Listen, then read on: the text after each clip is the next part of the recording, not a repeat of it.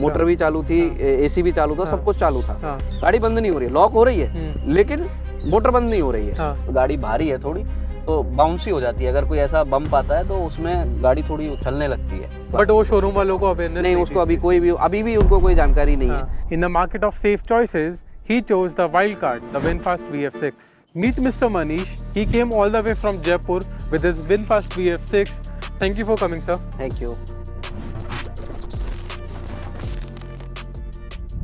मेरा नाम मनीष शर्मा है। बाय प्रोफेशन मैं ज्वेलरी मैन्युफैक्चरर लाइन में हूँ और ये गाड़ी मैंने 2 अक्टूबर को ख़रीदी थी, दशहरे वाले दिन। और मे भी ये गाड़ी राजस्थान की पहली गाड़ी है, लेकिन हाँ, इस गाड़ी का जो रिव्यू देने वाला हूँ वो मैं इंडिया में पहला बंदा हूँ जिसने इस गाड़ी को रिव्यू किया है पूरी तरह से। तो सर, आई थिंक आपकी ये पहली ईवी है, तो इससे पहले आपके गैराज में और कौन कौन सी गाड़ियाँ थी या अभी और कौन कौन सी गाड़ियाँ आपके पास है? देखिए, अब पहली गाड़ी मेरी इओन थी जो सन 2013 में मैंने ली थी। फिर 2019 में मैंने अर्टिगा ली थी। फिर 2023 में एक्स्टर ली थी। तो एक्स्टर को सेल करके मैंने ये ईवी खरीदी। ओके, क्योंकि आपने जैसे बताया कि आपकी one of the first few गाड़ी थी राजस्थान में, तो आपने किस दिन ली थी, क्या था, क्या कब बुकिंग करी थी? देखिए, इसके जो जयपुर में शोरूम खुलने वाला था वो राजस्थान का पहला शोरूम था जिसकी ओपनिंग थी 26 सितंबर को। लेकिन मुझे बहुत एक्साइटमेंट थी इस गाड़ी को लेने की, तो मैंने उनसे रिक्वेस्ट की कि आप मेरी बुकिंग ले लीजिए। तो मैंने 22 सितंबर को गाड़ी अपनी बुक कर दी थी शोरूम खुलने से पहले ही। फिर उन्होंने मुझे गाड़ी डिलीवर की 2 अक्टूबर तो दशहरे वाले दिन। क्योंकि आपकी ये पहली ईवी भी है और ये ब्रांड भी नया है। 6 सितंबर को ये ब्रांड गाड़ी इंडिया में लॉन्च हुई थी। तो जब आपने 22 को बुक किया तो that was only hardly 15-16 days का गैप था। एंड उस बीच में जब बुकिंग के टाइम पे आपके माइंड में क्वेश्चंस थे, डाउट्स थे, या आपने कैसे रिसर्च करी, कैसे आप यहाँ तक पहुँचे? बिकॉज उससे पहले गाड़ी रोड पे ही नहीं आई थी इंडिया में। देखिए, मैंने इसको ऐसा नहीं है कि बिना सोचे समझे इस गाड़ी को परचेज़ कर लिया। मैंने जो अपने इंडिया में पहले से गाड़ी चलती हुई आ रही हैं, नेक्सॉन है, कर्व है या विंडसर है, जेडएस है, ये सारी गाड़ियां मैंने ट्राई की। तो कर्व की सीट ज़्यादा चौड़ी है। तो अब मेरी और मेरे वाइफ की हाइट थोड़ी कम है, जैसा आप देख पा रहे होंगे। तो उसको क्या है, बैठने में लॉन्ग जर्नी अगर वो करती तो उसे बहुत दिक्कत आती है। फिर हमारे पास ऑप्शन 2 ही बचते, विंडसर और जेडएस का उनके पास टॉप मॉडल था नहीं, लेनी मुझे टॉप मॉडल ही थी। लेकिन विंडसर, कई लोगों के अपने अपने व्यूज़ हैं, मुझे वो देखने में थोड़ी अच्छी नहीं लगती। नो डाउट अच्छे उसका अंदर से जो इंटीरियर है, कंफर्ट लेवल है, वो बहुत अच्छा है। तो फिर हमारा इसमें कुछ बन नहीं पाया कि हम कौन सी गाड़ी परचेज़ करें।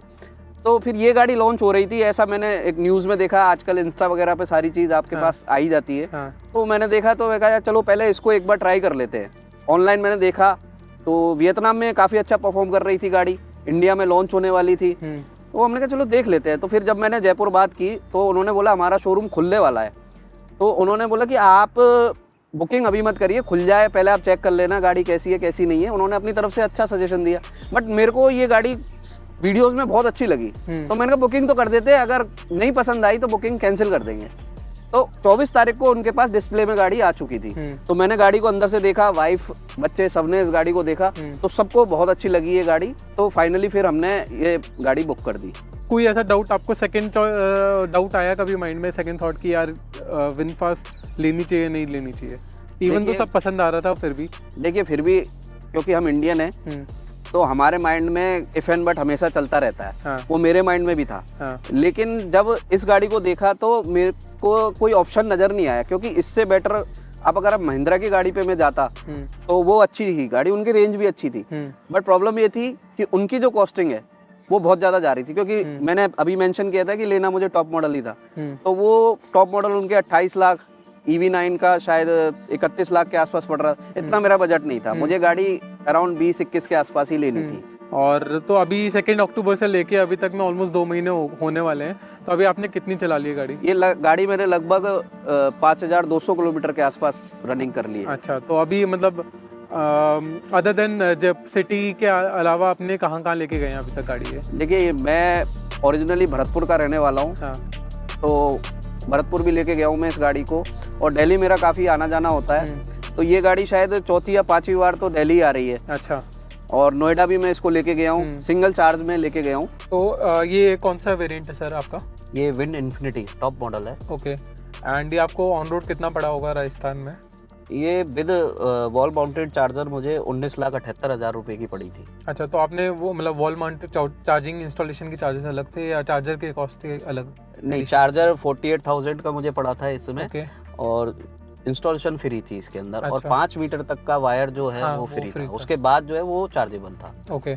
तो आप नॉर्मली अभी कैसे चार्ज करते हैं गाड़ी? मतलब जैसे आपने घर पे चार्जर लग गया है तो वो भी यूज़ करते हैं आप, पब्लिक चार्जिंग भी यूज़ करते हैं, या क्या कैसे मिक्स करते हैं आप? देखिए, जब मुझे 200 किलोमीटर के एरिया में ही ट्रेवल करना होता है तब मैं उसे घर से चार्ज करके ही निकलता हूँ। मोस्टली घर पे ही चार्ज होती है, और अगर लंबा जाना होता है, जैसे अब मान लीजिए मैं दिल्ली आ रहा हूँ, तो फिर वो एक चार्जर में एक चार्जिंग में गाड़ी रिटर्न नहीं हो सकती है, तब उस कंडीशन में मुझे दिल्ली के आसपास या गुड़गांव में कहीं पे मुझे इसको पब्लिक चार्जर पे चार्ज करना पड़ता है। अच्छा, तो सिंस आपने जो इसका विनफास्ट ने 3 इयर्स का फ्री चार्जिंग दिया था वो अवेल किया है, तो उसके पीछे कोई रीज़न आपने डिस्काउंट नहीं लिया? वो देखिए, वो कंपनी का मेरे पास गाड़ी लेने के बाद मैसेज भी आया था और कॉल भी आया था विनफास्ट की तरफ से कि अगर आप 3 साल की चार्जिंग ऑप्ट ना करना चाहें तो आपको 60,000 रुपये हम कैशबैक वापस कर देंगे। ओके।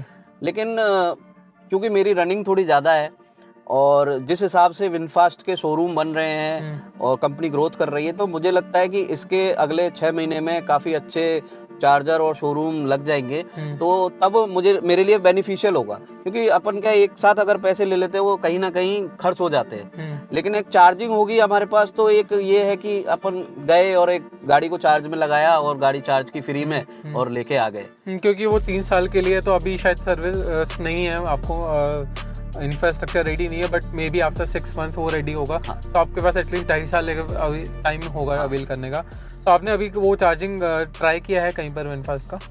देखिए, जयपुर में हमारे शोरूम पे लग चुका है चार्जर, 60 किलोवाट का वो चार्जर लगा है, और जब भी मैं फ्री होता हूँ तो मैं वहाँ पे लगा देता हूँ। अगर मेरे को कहीं जाना होता है जल्दी, तो वहाँ पे इजीली चार्ज होती है, फ्री ऑफ कॉस्ट, कोई दिक्कत नहीं आती है। ओके, तो वो कितना टाइम लगता है वहाँ चार्ज होने में अप्रोक्सीमेट? वहाँ अप्रोक्स 1 घंटा लग जाता है। 1 घंटा लग जाता है। वो भी कंडीशन होती है, क्योंकि 60 किलोवाट के में 2 पॉइंट होते हैं। अगर अकेला मेरी गाड़ी चार्ज होती है तो 60 किलोवाट की पावर आती है, और जैसे ही 2 गाड़ी लग जाती है तो वो डिवाइड हो जाती है। ठीक है। तो आपने जयपुर के अलावा, जैसे अभी जयपुर दिल्ली आते हैं आप, गुड़गांव भी आते हैं, तो आपने यहाँ का भी ट्राई किया चार्जिंग? मैंने ट्राई किया था, सोना रोड पे ट्राई किया था, नोएडा में भी मैंने पूछा, गाजियाबाद भी पूछा, तो अभी कहीं पे भी वी ग्रीन के चार्जर नहीं लगे हैं। ऑलमोस्ट दिल्ली में भी ओखला में शोरूम है, वहाँ पे भी अभी वी ग्रीन चार्जर नहीं लगा है। अब वो कहते हैं कि आप 7.2 किलोवाट के चार्जर से चार्ज कर सकते हो, तो वो तो आप समझते हो कि उससे चार्ज करने का मतलब कितनी लंबा वेट करना पड़ेगा। तो आपको मतलब वो चीज़ थोड़ा फ्रस्ट्रेशन नहीं लगा कि यार मैंने ये फीचर एक मुझे अवेल करने के लिए दिया गया है लेकिन मैं यूज़ नहीं कर पा रहा? देखिए, ये मुझे भी समझना पड़ेगा इस चीज़ को कि कंपनी इनिशियल स्टेज पे अभी है, तो इतनी जल्दी उनका इंफ्रास्ट्रक्चर डेवलप नहीं हो सकता है। उनको मैं मान के चलता हूँ, मैंने जैसा मेंशन किया कि 6 महीने तो कम से कम उनका लग जाएगा उनको इंफ्रास्ट्रक्चर डेवलप करने में। तो अगर मैं रनिंग कॉस्ट की कंपैरिजन करूँ आपकी VF6 से वर्सेस आपकी एक्स्टर या फिर आपकी जो अर्टिगा थी, तो उसमें क्या डिफरेंसेस हैं आपके? देखिए, डिफरेंसेस अगर अर्टिगा से माने तो अर्टिगा मेरी पड़ती है लगभग 6 रुपये किलोमीटर, वो डीजल में है, और एक्स्टर जो मैंने सेल की थी वो CNG थी, तो वो भी लगभग 3.5 से 4 रुपये पड़ जाती थी पर किलोमीटर, क्योंकि हमारे राजस्थान में थोड़ी महंगी है CNG। हाँ। और फिर सबसे बड़ी दिक्कत ये थी कि उसके लिए बहुत लंबा बार बार लाइन में लगना पड़ता था, और 250 किलोमीटर के बाद वो ख़त्म हो जाती थी, तो मुझे वो थोड़ा ठीक नहीं लगा। और उसके बाद जब ये गाड़ी ली, अगर मैं इसको घर पे चार्ज करता हूँ तो लगभग 1 से सवा रुपये ये मुझे पर किलोमीटर की रनिंग मिल जाती है, और अगर मैं इसको पब्लिक चार्ज पे चार्जिंग करता हूँ तो वहाँ पे लगभग 3.5 से 4 रुपये वेरी करता है, चार्जर टू चार्जर, सबकी थोड़ी सी रेटों में ऊपर नीचे थोड़ा फर्क होता है। और एक चीज़ और मेंशन करूँगा कि जितना ज़्यादा किलोवाट का चार्जर होगा उतनी ही जल्दी चार्ज तो होगी, लेकिन उसके प्राइजेस ज़्यादा होगा। ओवरऑल एक्सपीरियंस आपका पब्लिक चार्जिंग को लेके? चार्जिंग का एक्सपीरियंस मेरा अच्छा है, मिल जाते हैं चार्जर, इतनी ज़्यादा दिक्कत आती नहीं है। लेकिन हमारे थोड़े दिल्ली और जयपुर जो एक्सप्रेस वे है उसमें चार्जर की अभी दिक्कत है, क्योंकि एक चार्जर वोल्टेक का लगा है वो, लेकिन वहाँ पे अभी सॉफ्टवेयर डेवलप नहीं हुआ है उनका, जिस वजह से VF6 या VF7 गाड़ी को वो डिटेक्ट नहीं कर पाता है। अच्छा, तो वहाँ चार्ज नहीं हो वहाँ पे चार्ज नहीं हो पाती है। मैं 2 बार वहाँ पे जा चुका हूँ और आज भी गया था, लेकिन आज भी मेरी गाड़ी वहाँ चार्ज नहीं हुई। अगर आपको कुछ ऐसी चीज़ें बतानी हो गाड़ी के बारे में जो बैठते ही आपको लगता हो डेली कि यार ये है बहुत बढ़िया चीज़, तो वो कौन कौन सी चीज़ें होंगी? देखिए, सबसे पहले तो जैसे ही इस गाड़ी में बैठते हैं तो इसका जो इंटीरियर है लेदर फिनिश में, वो बहुत प्रीमियम फील होता है। बाकी फिर देखें तो इसका जो गियर वाला सिस्टम है, ये पियानो में है, ये बहुत अच्छा एक यूनिक चीज़ है जो मैंने पहली बार देखी है। बाकी अगर इसकी सीट की बात करें तो ड्राइवर सीट बहुत अच्छी है इसकी, क्योंकि इसमें 8 वे एडजस्टमेंट है। अब 8 वे में क्या होता है कि हमें थाई सपोर्ट भी थोड़ा सा ऊपर नीचे करने की सुविधा जो मिलती है, उससे काफ़ी रिलैक्स फील होता है लॉन्ग ड्राइव पे अगर जाएँ तो। और इसका जो ग्लव बॉक्स है वो भी सॉफ्ट क्लोज में है, तो ये भी एक प्रीमियम फील देता है। और एक चीज़ और मेंशन करूँगा, इसका एसी, वो बेस्ट पार्ट इसमें एक एसी का ये है कि इसमें हर जगह हमने जैसे गाड़ियों में देखते हैं तो 4 वेंट होते हैं, 2 पैसेंजर के लिए, 2 ड्राइवर के लिए। हाँ। लेकिन इसमें एक एक्स्ट्रा 5वां भी है। ये अगर हम पीछे की तरफ कर देते तो बीच वाले जो पीछे की साइड में पैसेंजर होता है उसको दिक्कत नहीं आती है, गर्मी के अंदर इसका फ्लो पूरा जाता है पीछे तक, तो उसके लिए काफ़ी अच्छा है। कभी आपको अभी तक स्क्रीन को लेके कोई इशू फील हुआ है कि यार कभी हैंग हो गया, लैग कर रहा है या कुछ भी इशू? अभी तक मेरे 2 महीने के एक्सपीरियंस में ऐसा कुछ भी फील नहीं हुआ है कि स्क्रीन में ग्लिच आ रहा हो या हैंग कर रही हो, ऐसा अभी तक कोई भी इशू आ नहीं रहा है। तो अभी अगर मैं कंपैरिजन करूं कि आप जब अपनी एक्स्टर में या अर्टिगा में रोड ट्रिप पे जाते थे, लेट से आपने लॉन्गेस्ट रोड ट्रिप मेरे ख्याल से जयपुर से ग्रेटर नोएडा की करी थी इस गाड़ी से, तो सेम अगर रूट पे मैं कंपैरिजन करूँ, या आप भरतपुर भी गए, बिकॉज वहाँ पर आई एम श्योर कि आप नॉर्मल रोड पे बहुत चले होंगे, तो उसके कंपैरिजन में आपका अर्टिगा या एक्स्टर के कंफर्ट में क्या डिफरेंस आपको फील हुआ इसमें? देखिए, सबसे ज़्यादा जो कंफर्टेबल इस चीज़ में लगती है, इसकी रोड नॉइज़ बिल्कुल नहीं आती है अंदर, क्योंकि कंपनी ने जो बताया है इसका जो विंडशील्ड है वो एकॉस्टिक ग्लास की है और इसकी जो रूफ है वो भी एकॉस्टिक ग्लास की है, तो जिस वजह से साउंड बिल्कुल भी अंदर नहीं आता है। बिल्कुल साइलेंट गाड़ी है, अगर आप बात करते हैं तो किसी तरह का कोई डिस्टरबेंस नहीं होता है, बाहर से कोई नॉइज़ नहीं आती है। और एक्चुअली ईवी गाड़ी है तो गाड़ी का साउंड तो है ही नहीं है इसके अंदर। जैसे अब मैं अगर कंपैरिजन करूँ अर्टिगा से, तो अब वो डीजल इंजन है, 1500 सीसी का उसका बड़ा इंजन है, उसकी साउंड आती है अंदर, और जैसे जैसे पुरानी होती है तो थोड़ी आवाज़ बढ़ जाती है और रोड नॉइज़ भी आती है। और एक्स्टर की बात करें तो एक्स्टर वैसे छोटी गाड़ी थी तो उसमें तो मैं कम ही जाता था, फैमिली के साथ अकेला ही होता था तब जाता था मैं। लेकिन हाँ, उन सबसे बेटर है क्योंकि इसमें नॉइज़ नहीं आता है, बिल्कुल भी डिस्टर्बेंस बिल्कुल भी नहीं है। लेकिन हाईवे पे थोड़ी सी इसमें दिक्कत आती है कि ये गाड़ी भारी है थोड़ी, तो बाउंसी हो जाती है, अगर कोई ऐसा बम्प आता है तो उसमें गाड़ी थोड़ी उछलने लगती है। अब मे बी वो किसी भी रीज़न से हो सकता है, गाड़ी का वेट ज़्यादा है या कुछ भी कह सकते हैं। तो जैसे नॉर्मली ईवीज़ में जो लोगों की कंप्लेन होती है, बिकॉज ईवी में बैटरी फ्लोर पे होती है, वो बैटरी का जो वेट होता है काफ़ी ज़्यादा होता है, उसकी वजह से सस्पेंशन को थोड़ा सा हार्ड रखा जाता है। और ग्राउंड क्लियरेंस का कभी कोई प्रॉब्लम लगा? नहीं, अभी तक मेरे ग्राउंड क्लियरेंस में ऐसी दिक्कत आई नहीं, क्योंकि बहुत ज़्यादा रूरल एरिया में मैं अभी इसको लेके गया नहीं हूँ। बिकॉज इंडिया के लिए इस गाड़ी की ग्राउंड क्लियरेंस 10 mm बढ़ाई थी, जो अभी 190 mm के आसपास है। बाहर ग्लोबली मार्केट में ये गाड़ी और नीचे आती है, ग्राउंड क्लियरेंस और कम है। अब अगर हम रियर की बात कर रहे हैं तो सबसे बड़ा चीज़ है, बिकॉज आपने टॉप मॉडल लिया है तो उसमें major difference is this roof, because बाकी मॉडल में नहीं आता ये वेरिएंट में। तो आप इसको लेके क्या कहना है आपका?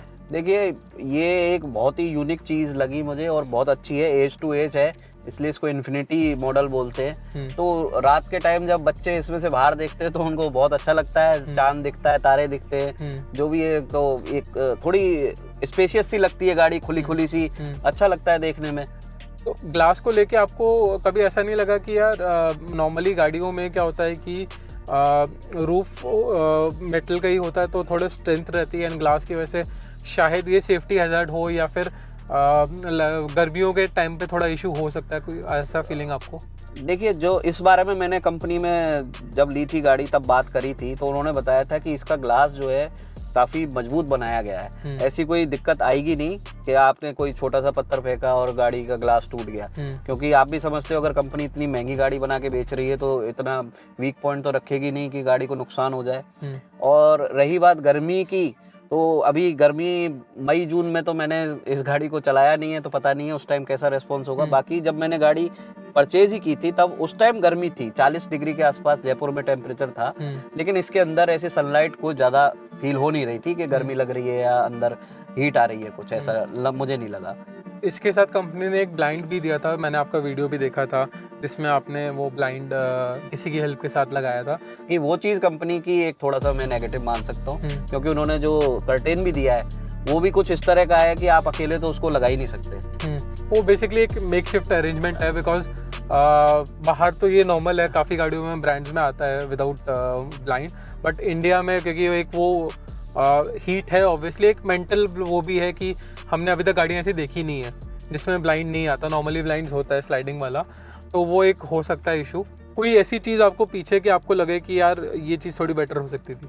देखिए, पीछे की बात करें तो मैं मानता हूँ कि अगर थोड़ा इसको रिक्लाइन एंगल दे देते सीट के अंदर तो शायद ज़्यादा बेटर हो सकता था, क्योंकि फिर पीछे वाला पर्सन जो है उसको थोड़ा कन्वीनियंस ही रहती, थोड़ा पीछे अगर लेटना है तो नीचे कर लेता, सीधा होना है। बाकी एक चीज़ जो मैं फिर भी अपनी तरफ से मेंशन करूंगा कि इन्होंने जो गेट के अंदर बोतल होल्डर दिए वो काफ़ी छोटे दिए हैं, क्योंकि इसमें 1 लीटर की बोतल आप रख के देखेंगे नहीं आएगी। और हम इंडियन है, हमें पानी ज़्यादा चाहिए होता है, तो ये थोड़ा सा इसमें कमी है। अगर मैं अपना पॉइंट बोलूँ तो मुझे ना इस गाड़ी के बारे में सबसे बढ़िया चीज़ जो लगी थी स्टाइलिंग थी, बिकॉज मैं लॉन्च पे था तो मैंने देखा था। तो आपके माइंड में आपके हिसाब से कुछ चीज़ें डिज़ाइन को लेके क्या क्या बेस्ट चीज़ आपको लगती है कि यार ये यूनिक है? देखिए, हम पीछे खड़े हैं तो सबसे पहले तो मैं इसकी जो कूपे डिज़ाइन है उसकी बात करूँगा। ये एक बहुत ही यूनिक और अच्छी डिज़ाइन है। फिर दूसरा, आप इसकी DRL देखेंगे तो वो थोड़ी कर्व में है, तो ये इसको एक अपने आप में यूनिक डिज़ाइन बनाती है इस गाड़ी के लिए, तो ये बहुत अच्छी लगती है। दूसरा, आप इसकी एलॉय की डिज़ाइन देखेंगे, डायमंड कट एलॉय है, क्योंकि आपने EVO में देखा होगा एक प्लास्टिक की सी डिज़ाइन आती है अजीब सी, वो बहुत अच्छी नहीं लगती है गाड़ी की। आप अगर 20 लाख रुपए 25 लाख रुपए पे कर रहे हो, लेकिन इस गाड़ी के अंदर जो 18 इंच के एलॉय हैं उनकी डिज़ाइन है, ये बहुत ही अच्छी लगती है। बाकी गेट की बात करें, गेट काफ़ी अच्छे। और तो आपको ऐसा लगा कि यार इसका, अगर मैं बिल्ड क्वालिटी की बात करूं कंपेयर टू किसी और गाड़ी के, आपने इतनी सारी EVs ट्राई करी थी, तो इवन टाटा की सबसे सेफेस्ट गाड़ी बोला जाता है, अभी इसका इंडिया में टेस्ट नहीं हुआ है सेफ्टी रेटिंग का, तो आपको लगता है कि ये 5 स्टार टाटा के मुकाबले की ये उससे बेटर है इन टर्म्स ऑफ बिल्ड? देखिए, अगर स्टार रेटिंग की बात करें तो मेरा तो ये मानना है कि एनकेप वालों को अपनी रेटिंग 5 से बढ़ा के और 7-8 ले जानी चाहिए, क्योंकि इस गाड़ी के अंदर जो वेट है ये 2048 किलो की गाड़ी है, और टाटा की जो कर्व है वो लगभग 1500 किलो की गाड़ी है। तो अब आप सोचिए कि 500 किलो इन्होंने कहाँ बढ़ाया होगा, तो वो आप इसके गेट जब खोल के देखते हो ना, तभी आपको पता लग जाता है कि इस गाड़ी की बिल्ड क्वालिटी क्या है। अगर कुछ चीज़ें आपको मैं ऐसा पूछूं कि यार इस गाड़ी में कुछ चीज़ ऐसी हैं जो आपको नहीं पसंद है, या फिर आपको लगता है कि विनफास्ट को इम्प्रूव करना चाहिए, तो आपके हिसाब से क्या क्या चीज़ें हो सकती हैं? तो सबसे पहले तो इस गाड़ी की जो केबिन लाइट है उसको इम्प्रूव करना चाहिए। ओके। दूसरा, इसमें जो मैनुअल बटन नहीं दिए हुए हैं, हर चीज़ के लिए हम स्क्रीन पे डिपेंडेंट हो जाते हैं, और वो भी पूरी तरह ड्राइवर ओरिएंटेड है। पैसेंजर भी उसमें चेंजेस नहीं कर सकता है। आपने देखा होगा कि स्क्रीन थोड़ी सी ड्राइवर की तरफ मूव करती हुई है। जैसे अभी बीच में मैं कहीं ट्रैफिक में फंस गया था, क्योंकि गाड़ियाँ बहुत पास से निकल रही थी, इतनी पास से कि मतलब मेरे जो रियर व्यू मिरर थे ये भी लग रहा था कि टच हो जाएंगे। अब मैंने सोचा इसको बंद कर देता हूँ। अब वही दिक्कत, जब आप गाड़ी चलाते हो तो पूरा फोकस आपका ट्रैफिक पे होता है। अब मैं वो स्क्रीन में ढूंढने लगा तो वो बहुत जल्दी से मुझे मिले ही नहीं वो बटन, कि मैं कहाँ से उनको ढूंढूं। तो ये काफ़ी एक दिक्कत वाली चीज़ रही। थोड़ा सा इसमें एक जो हेडलाइट दी है वो ऑटोमेटिक तो दी है, लेकिन उसका कोई लेवलर नहीं दिया है। अच्छा। तो अभी मैंने देखा था रिसेंटली जयपुर में हमारे एक जगह 10 बजे बाद सिटी में हाई बीम पे चालान हो रहे थे। अब इस गाड़ी में मैं एडजस्ट ही नहीं कर पा रहा हूँ लेवलर को, पता ही नहीं लग रहा है कब गाड़ी अपने आप हाई बीम कर रही है, कब लो बीम कर रही है। तो ये भी एक थोड़ा सा मुझे लगा कि इम्प्रूवमेंट करना चाहिए, एक बटन एटलीस्ट देना चाहिए हमारे इंडियन के हिसाब से। अब क्योंकि हम बटन की बात कर रहे हैं तो आप, क्योंकि इस गाड़ी में आप जैसे ही बैठते हैं आप ब्रेक पेडल प्रेस करते हो, गाड़ी स्टार्ट हो जाती है, बट गाड़ी बंद करने का कोई ऑप्शन नहीं है जब तक आप गाड़ी में बैठे हैं, तो ऑन है। तो वो आपको लगता है कि यार एक बटन होता है ऑफ करने का, कमी लगी? ये आपने बहुत अच्छा पॉइंट उठाया है, ये मैं बोलने वाला था। एक बार क्या हुआ था, ये गाड़ी मैंने बंद कर दी चाबी से, लेकिन इसकी स्क्रीन बंद नहीं हुई। अब इसके लिए मैंने काफ़ी देखा, अब मैं थोड़ा परेशान हुआ, क्योंकि रात में गाड़ी मुझे स्क्रीन ऑन करके कैसे, गाड़ी चालू थी मोटर भी चालू थी, एसी भी चालू था, सब कुछ चालू था। हाँ। गाड़ी बंद नहीं हो रही है, लॉक हो रही है लेकिन मोटर बंद नहीं हो रही है, हाँ। शट डाउन नहीं हो रही है गाड़ी। तब उस रात को तो मैंने एक कपड़ा ढक दिया, क्योंकि आप जानते हो कि अगर खुली हुई गाड़ी देखते हैं तो कोई समझेगा कि गाड़ी चालू है, हाँ। तो इसमें से कुछ निकाल लेते हैं, कोई नुकसान कर दे। हाँ। फिर मैंने अगले दिन कंपनी में बात की, तो जो गाड़ी इनिशियल स्टेज पे थी, सर्विस के बारे में अभी उनको नहीं पता था, तो वो आए तो उन्होंने वही हिट एंड ट्राई एक अपने इंडिया में चलता है कि बैटरी का तार हटा दो हाँ। और दोबारा लगा दो तो उस गाड़ी रीसेट हो जाएगी। हाँ। तो उस टाइम बाई लक वो चीज़ काम कर गई। लेकिन सेम चीज़ मेरे साथ दोबारा आई, मैं भरतपुर में था, वहाँ पे मैंने कोशिश भी करी, तार भी हटाए, सब कुछ किया, लेकिन नहीं हुई। बहुत माथापच्ची करने के बाद मेरे एक चीज़ समझ में आई कि जो हम इंडियनों की सोच होती है कि हम पीछे वाली सीट के जो बेल्ट होते हैं उनको हुक में लगा देते हैं जिससे कि आवाज़ नहीं आए, क्योंकि इस गाड़ी में 5 सीट पे आवाज़ आती है अगर बट वो वेट सेंसर नहीं होगा इसके अंदर। अब वेट सेंसर है या नहीं है ये मैं नहीं कह सकता, लेकिन कोई बैठा होता है हाँ। तब बेल्ट की आवाज़ आने लग जाती है। तो मैंने उस बेल्ट के हुक को जब रिलीज किया तो गाड़ी बंद हो गई।